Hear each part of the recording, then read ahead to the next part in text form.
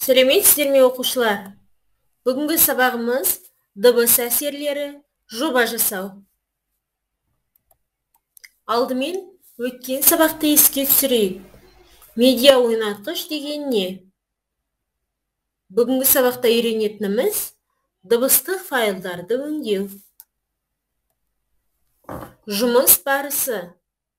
Дауыс жазу программасында дыбыстарды жазу.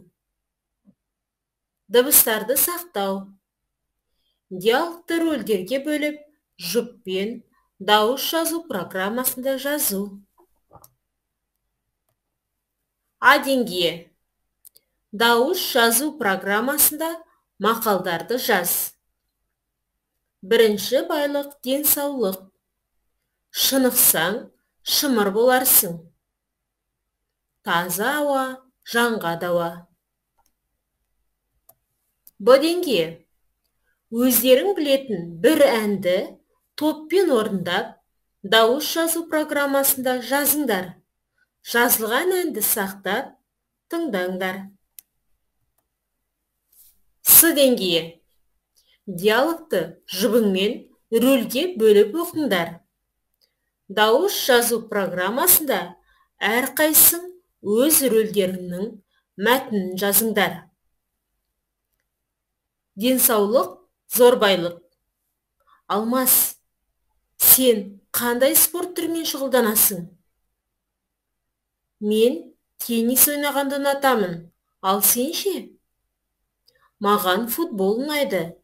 Сен қай уақыттан бері теннис ойнайсың? Мені ата-анам 6 жасқа толғанда теннис үйірмесіне апарды. Содан бері ол үйірмеден қалған емеспін. Спорт денсаулық кепілі ғой. Шынықсаң, шымыр боларсың. Әрине, спортпен шұғылдану денсаулыққа оң әсер етеді. Мен футболдан жарыстарға қатысып жүрмін. Мен сен үшін өте қуаныштымын.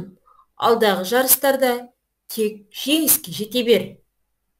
Өзіңе де сәттілік тілеймін. Анықта. Суретте көрсетілген ойындарды білесің бе? Жауабын ұяшыққа жаз. Жұмбақты жауабымен сәйкестендір. Бала біткен соғады, жеңіл шарды домалақ. Ұрсаң, ұшып жоғары, жерге түсер домалап. Сүрткен киімі тазарып, өзі қалды тұмарып. Оны күткен адамдар ұзақ өмір сүреді.